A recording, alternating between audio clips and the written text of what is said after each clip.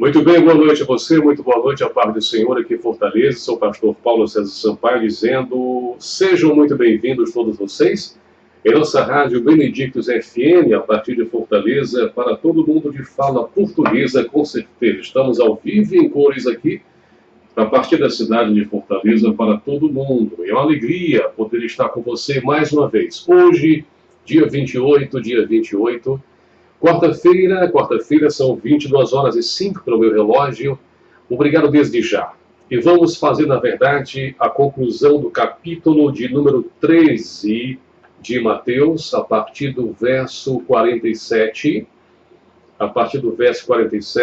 até o verso número 58. Vamos falar sobre parábola da rede, coisas novas e velhas, e Jesus rejeitado pelos seus. E ao final, desejamos fazer 3 ponderações. Primeiro, que há maus e bons dentro de uma mesma rede. Você vai entender muito bem isso já já.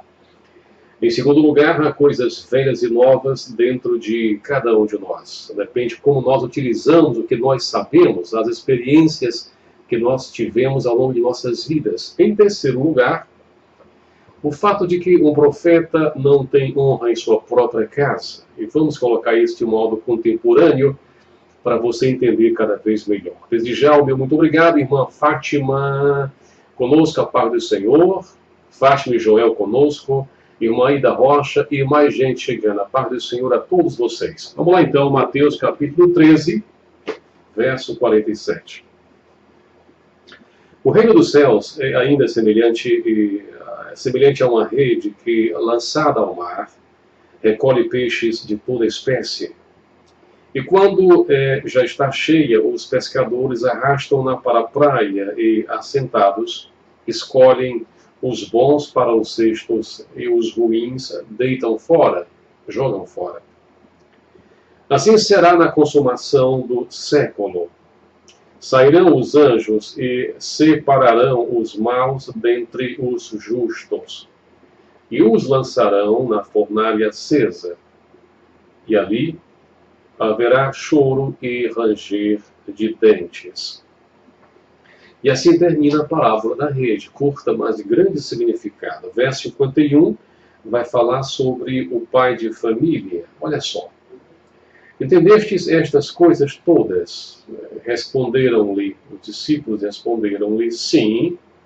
Então Jesus disse a eles: por isso, todo escriba versado no reino dos céus é semelhante a um pai de família que tira do seu depósito coisas novas e coisas velhas. Observem bem isso. E aí, em apenas 2 versículos, 51 e 52, ele nos dá uma tremenda lição. Versículo 53, já vamos falar sobre os cidadãos do rei. Observem. Tendo Jesus proferido estas parábolas, retirou-se dali. E chegando à sua terra, ensinava-os na sinagoga, de tal sorte que se maravilhavam dele e diziam assim: de onde lhe vem esta sabedoria e estes poderes miraculosos? Não é este o filho do carpinteiro? Não se chama sua mãe Maria e seus irmãos Tiago, José, Simão e Judas? Não vivem entre nós todas as suas irmãs? De onde lhe vem, pois, tudo isto? E escandalizavam-se nele. Jesus, porém, lhes disse: não há profeta, não há profeta sem honra, senão na sua própria terra e na sua casa. E sabe de uma coisa? Não fez ali muitos milagres. Por quê? Por causa da incredulidade deles. Por causa da incredulidade deles, muito, muito grande. Voltemos então ao versículo de número 47. O reino dos céus é ainda semelhante a uma rede que, lançada ao mar, recolhe peixes de toda espécie. Lembramos uma coisa bem interessante. Somente Mateus e ninguém mais Somente Mateus registra esta parábola. Curioso, mas somente ele faz isso. E esta parábola está associada, evidentemente, à parábola do trigo e do joio, pois ambas têm como interpretação o juízo final, quando os próprios anjos, na realidade, vão recolher, na verdade, o joio, vão recolher o trigo, vão recolher os bons e vão recolher os maus. Portanto, ambas as parábolas estão intrinsecamente ligadas. Agora, é evidente que há diferenças entre uma e outra. Observe uma coisa. A maior parte dos discípulos de Jesus Cristo a maior parte era de pescadores por profissão. Lembram-se disso?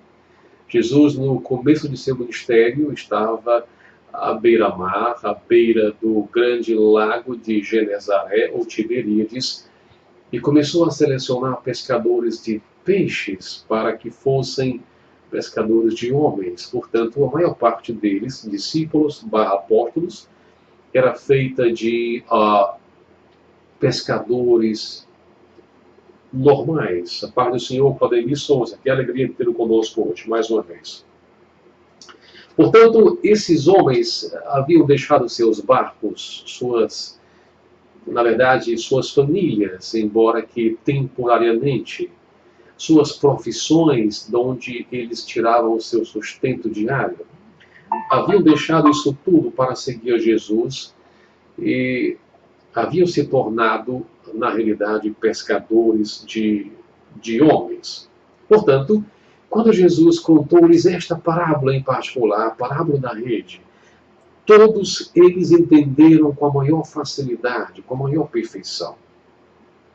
É bom lembrar que a margem do norte da Galileia, do Mar da Galileia, até hoje é um dos melhores lugares para a pesca lá em Israel. Quem já teve a felicidade, a graça e o privilégio de estar em Jerusalém, de estar em Israel e especialmente visitar a região da Galileia dos gentios, certamente pode afirmar e confirmar o que eu estou aqui dizendo. Norte da Galileia, do mar de Genezaré, é uma das melhores regiões para pesca até hoje. Porque lá as plantas são arrastadas pela correnteza do Rio Jordão e são depositadas na enseada, onde os cardumes vão, atraídos pelas plantas, e fazem a festa dos pescadores. O Ibama de lá, digamos assim, o Ibama de lá, não é? A Secretaria de Pesca de Israel havia notificado 25 espécies nativas, 25 espécies nativas de peixes daquele grande lago. Agora, uma outra coisa interessante é que, embora houvesse várias formas de pesca, uma das mais comuns era a pesca por rede. Pesca de rede ou por rede, também chamada de arrastão. Pesca por arrastão. E como é que funcionava? Era uma rede de 2 metros por mais ou menos 100 metros de comprimento, 100 metros de comprimento por 2 de largura. E aí podia ser assim, um barco pegava e ia fazendo um semicírculo e puxando a rede para depois trazê-la de volta à praia, a chamada pesca por arrastão. Uma outra maneira era que 6 homens, repito para quem está perdendo pela internet, 6 homens arrastassem a rede em um semicírculo e depois trouxessem-na de volta à praia. Portanto, a pesca por arrastão podia ser feita tanto por barco quanto a partir de terra por 6 homens no mínimo. Para quem está me acompanhando, que alegria. Então, pescadores de fato experimentados procuravam localizar um bom cardume antes de começar a pesca. Não se ia à pesca à toa de qualquer maneira, não, em absoluto. Agora, nessa pesca de arrastão, os peixes que eles pegavam, pelo próprio nome, arrastão, Eles traziam peixes próprios e peixes impróprios para o consumo. E muitas espécies de peixes eram consideradas impuras. Impuras, eu falei, de acordo com as normas de alimentação dos judeus. É bom lembrar que peixes sem barbatanas e sem escamas não podiam ser comidos. Não podiam ser comidos. E peixes sem barbatanas e sem escamas tinham de ser lançados fora. E de fato eram. Os peixes pequenos também eram abandonados. E somente os peixes em condição de serem negociados eram apanhados e colocados em recipientes adequados. Você me compreende? Portanto, a classificação dos peixes, enfim, era que determinava o valor da pesca. O valor da pesca. Até a hora da escolha, quando a rede era trazida de volta à terra e se poderia escolher os peixes bons e os peixes realmente próprios para o consumo dos judeus, e aqueles pequenos e aqueles que não tinham barbatanas e escamas eram jogados fora. Você me compreende? Quem mora à beira-mar, ou quem mora em cidades litorâneas, que é o meu caso, Fortaleza, a gente costuma de vez em quando ir à beira-mar. E ainda hoje a cena é a mesma.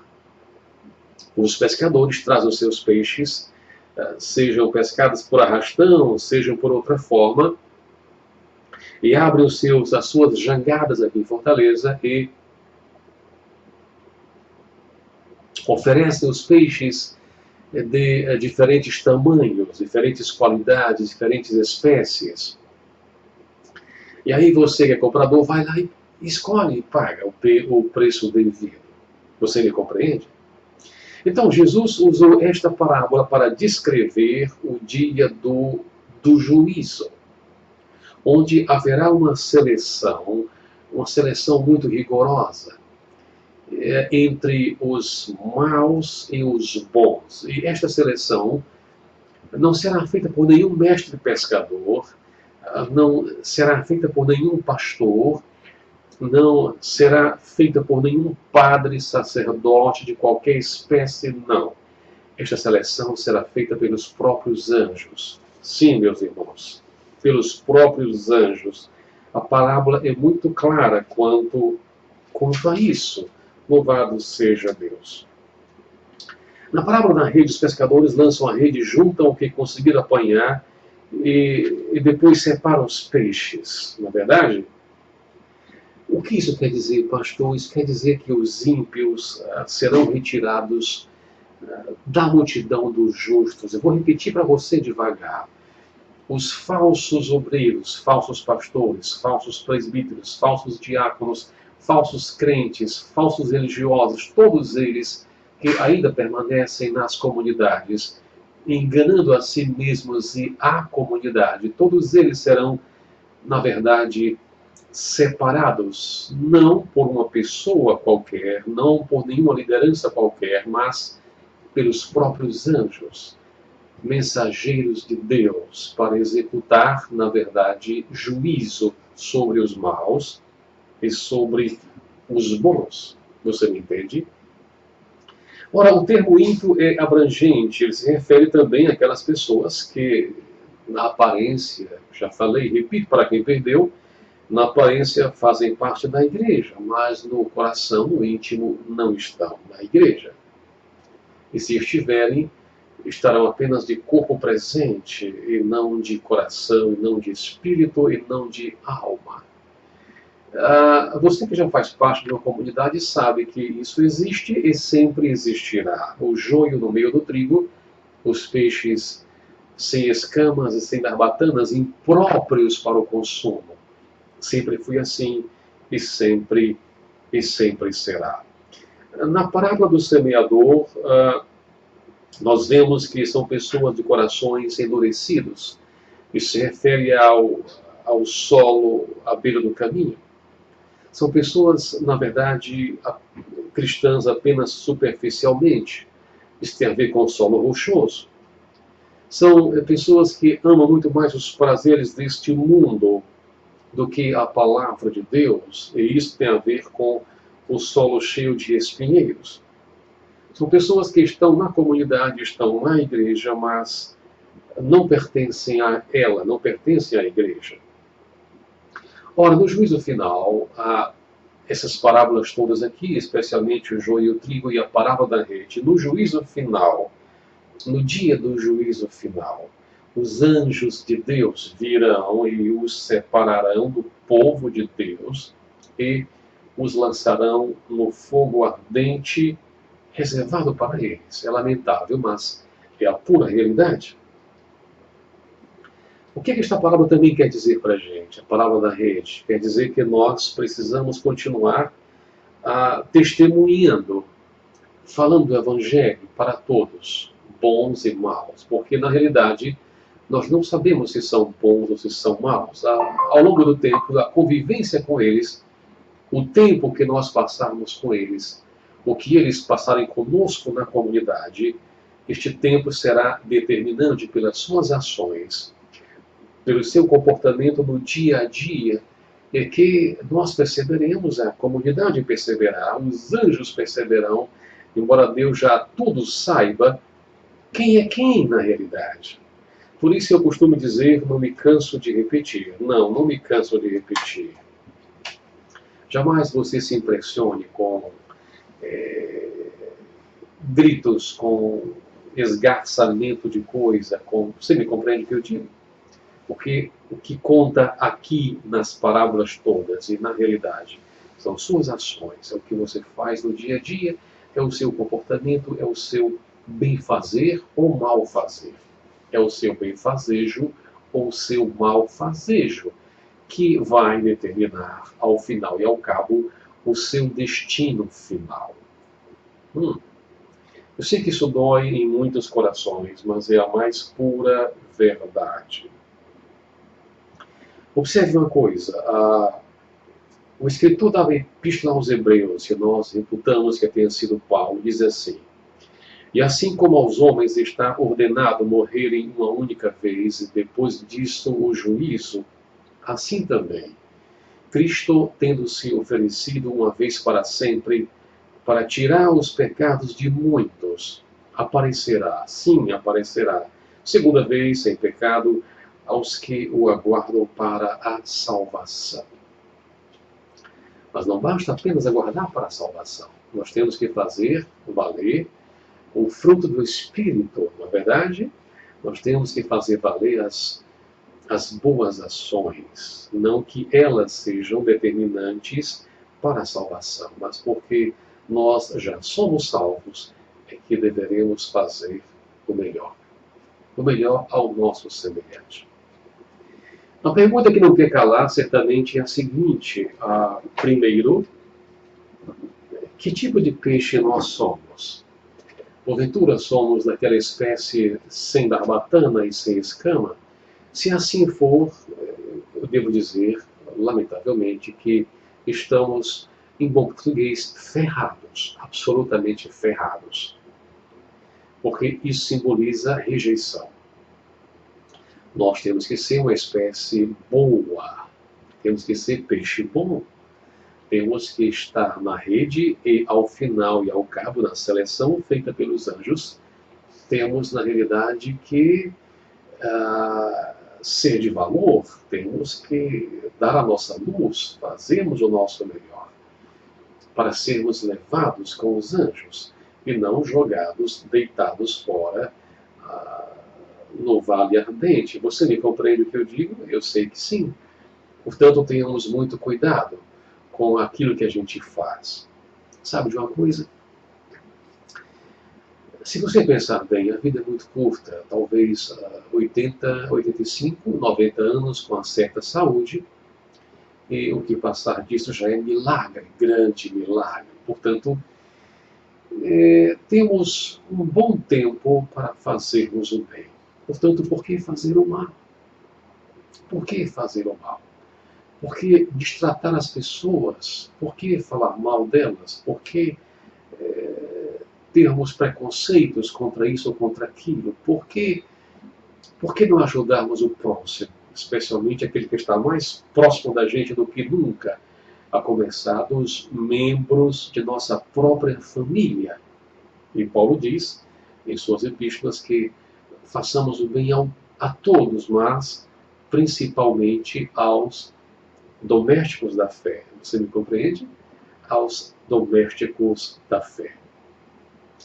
E façamos isso de coração, não para sermos vistos pelos pastores, pelos homens, pela igreja, pela comunidade.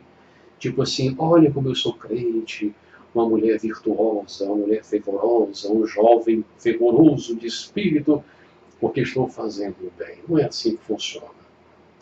Se nós fizermos o bem para nos vangloriarmos, este bem perde o seu valor.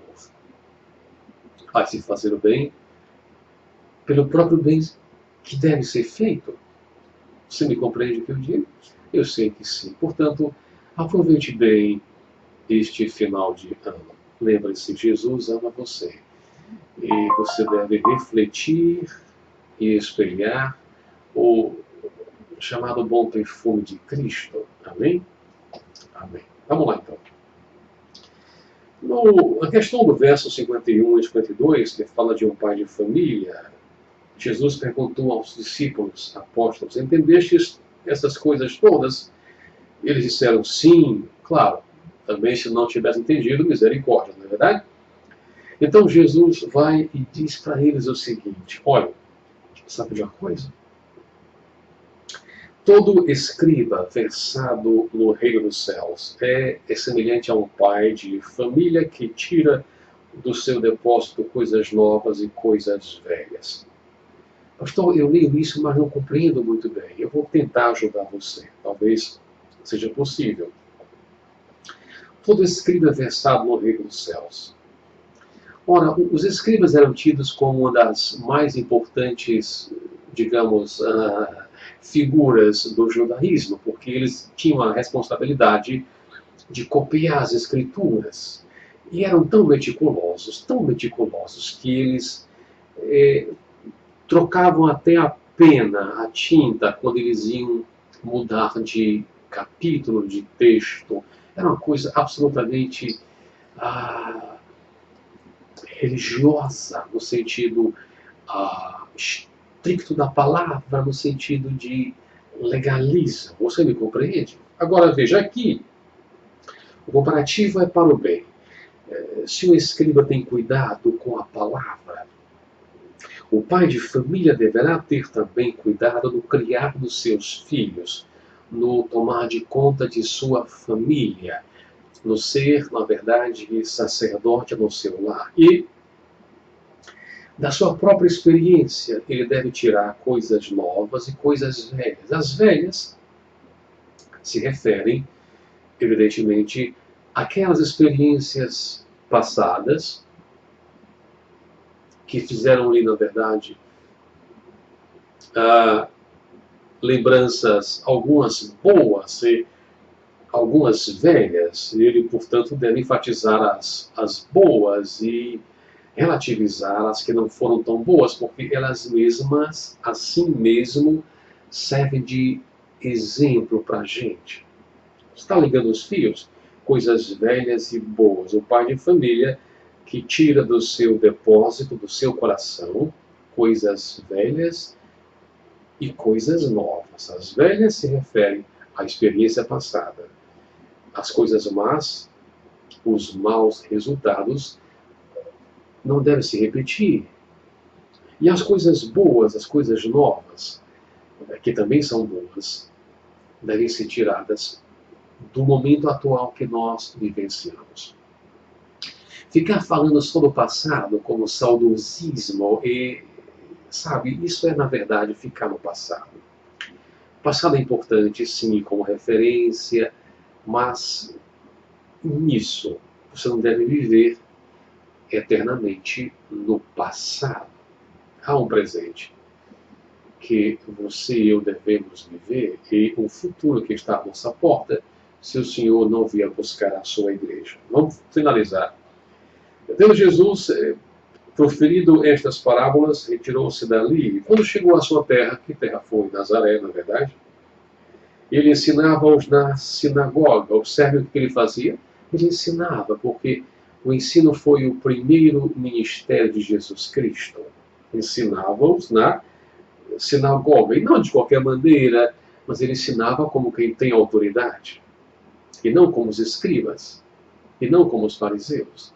Ele ensinava como quem tem de fato autoridade. E ele já havia dito: todo o poder, toda a autoridade me foi dada nos céus e na terra. Louvado seja Deus. Então, quando eles ouviam na sinagoga ensinando, eles se maravilhavam e diziam: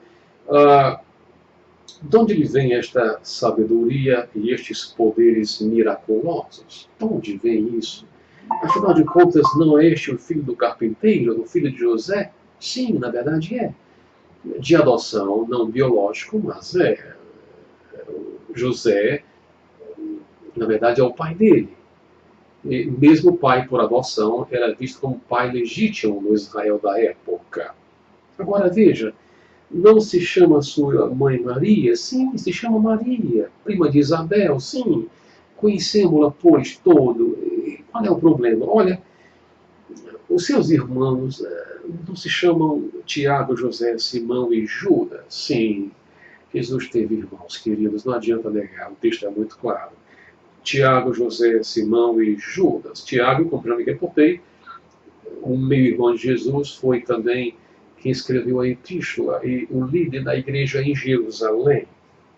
José, Simão e Judas foram outros irmãos de Jesus. Agora, sabe de uma coisa? A pergunta é: não vivem entre nós todas as suas irmãs? Que coisa fantástica! Ele tinha irmãs também. E embora não tenhamos aqui os nomes delas, é fato que elas existiam. Agora a pergunta principal é a seguinte: de onde lhe vem, pois, tudo isto? E a pergunta tinha sentido porque Jesus havia, na verdade, se criado entre eles. A Bíblia se cala dos 12 anos de Jesus até os 30 aproximadamente. E aí existem várias especulações que ele teria ido para a Índia. Alguém já leu sobre isso? Jesus havia visitado a Índia e havia aprendido com os mestres do budismo e do hinduísmo na Índia. Existem livros e livros sobre isso. Eu mesmo tenho ainda aqui alguns, inclusive um muito interessante de um autor alemão, que tenta provar por A mais B que Jesus de fato viveu na Índia e teria ido de novo ao Egito, não quando criança, bebê, mas entre 12 e 30 anos, por especulação. Nada há que prove isso em absoluto, que Jesus teria ido, para quem está com a ligação caindo na internet, teria ido para Egito ou teria ido para a Índia. Não, em absoluto. A pergunta que não quer calar é a seguinte: de onde lhe vem tudo isto, essa sabedoria, este poder, esta graça, esta capacidade de fazer milagres? Eles não sabem, mas você e eu sabemos. Ele é o Deus encarnado. É o Verbo que se fez carne, habitou entre nós, e vimos a sua glória, glória como do unigênito do Pai. Permitam-me um pequeno ajuste aqui em nossa câmera, antes que ela caia, em nome de Jesus. Amém por isso, perdoe-me. Então vejam, e escandalizavam-se nele. Incrível como eles se escandalizavam por tudo, não é verdade? Então, Jesus, porém, lhes disse: não há profeta nem honra senão na sua terra e na sua casa. E sabe de uma coisa? E não fez ali muitos milagres por causa da incredulidade deles. Bom, de modo breve, de modo resumido, vimos a parábola da rede, coisas novas e velhas e Jesus rejeitado pelos seus. Mas é evidente que há bom e mal dentro de cada um de nós, dentro de nossa própria rede. entenda-se rede como consciência, coração, mente, tudo isso. O próprio Paulo vivenciava esta ambiguidade, esta dualidade. Ele dizia que querer fazer o bem estava nele, não porém o efetuá-lo. Mas, ao mesmo tempo, ele diz, graças a Deus, que pela graça do Espírito Santo, eu sou o que sou. Portanto, não se perturbe nem se culpe pelos pensamentos alheios à vontade de Deus que lhe vêm à mente de vez em quando. Apenas não fique cativo de nenhum deles. Você me compreende? Há sempre a capacidade de fazer o bem ou de fazer o mal. É melhor fazer o bem. É claro que sim, portanto, peça a Deus orientação, sabedoria para isso. Em segundo lugar, há coisas velhas e novas dentro de cada um de nós também. Já falei, de modo resumido, experiências boas devem ser compartilhadas. E as más, se houver algum tipo de lição para não se cometer o mesmo erro 2 vezes, 3 vezes, 4 vezes, 5 vezes. Não me venham com aquela história de, pastor, quantas vezes eu posso pecar? Por favor, não é? Por favor. Em terceiro lugar, um profeta, de fato, não tem honra em sua própria casa. Muitas e muitas vezes, você tem um chamado para algum tipo de atividade na igreja, algum ministério, e tal não acontece, não é reconhecido, nem em sua casa, nem na sua igreja. E às vezes, não é tão difícil acontecer, a pessoa é obrigada a sair, a se retirar. Lembremos-nos que o próprio Cristo disse que na casa havia divisão, não é? Pai contra filho, para as duas coisas, não é? Havia divisão na família, porque a salvação é individual. Sim, meus irmãos, é individual. Às vezes, repito, para quem está chegando agora, a gente tem a consciência da chamada que Deus fez a nós. Mas esta chamada não se efetiva logo de imediato, não. Ela demora um pouco. Às vezes demora muito, mas acontece e se realiza, e se cumpre. A palavra de Deus, ela sempre vai se cumprir, dizia o profeta Isaías, e o profeta Jeremias também se reportava a isso, dizia que Deus vela pela sua palavra para que ela, palavra, seja cumprida. Cumprida. Tenha cumprimento. Amém? Obrigado a você pela sua audiência. Desde já, meu muito obrigado. Lembrando que você pode nos ajudar de algumas maneiras. Primeira, orando pela gente. Segunda, compartilhando cada um de nossos vídeos. São mais de 100. Cada um deles um capítulo da Bíblia Sagrada. Em terceiro lugar, você pode cooperar com a gente financeiramente. Você pode acessar o nosso site da rádio, lá embaixo em doações e contribuições. Existem várias maneiras, através do Banco Itaú, através da Caixa Econômica, através do PayPal, através do PagSeguro. Há várias formas. E não se acanhe, não se envergonhe. A quantia que for, por menor que seja, ela vai nos ajudar. Tanto na rádio, na manutenção de nossos sites. Nós temos um site em português, temos o site da rádio e temos um blog em inglês. Além disso, nós também queremos continuar a nossa ajuda ao casal missionário lá no Paquistão. A irmã Shagufta e o irmão Jabra, casal de Deus, que tem lá uma igreja e tem um orfanato e um asilo que funcionam, tudo isso em um quadrado. Para você conhecer, acesse a nossa rádio, radiobenedictusfm.com, lá embaixo, em contribuições, você tem o link da nossa irmã lá no Paquistão. Beleza? Muito obrigado, obrigado de coração, a paz do Senhor. E até a próxima sexta-feira, com o capítulo 14 de Mateus. A paz do Senhor a todos vocês. Um abraço. E até lá, se Deus quiser, porque Deus há de querer. Até lá. Tchau, tchau.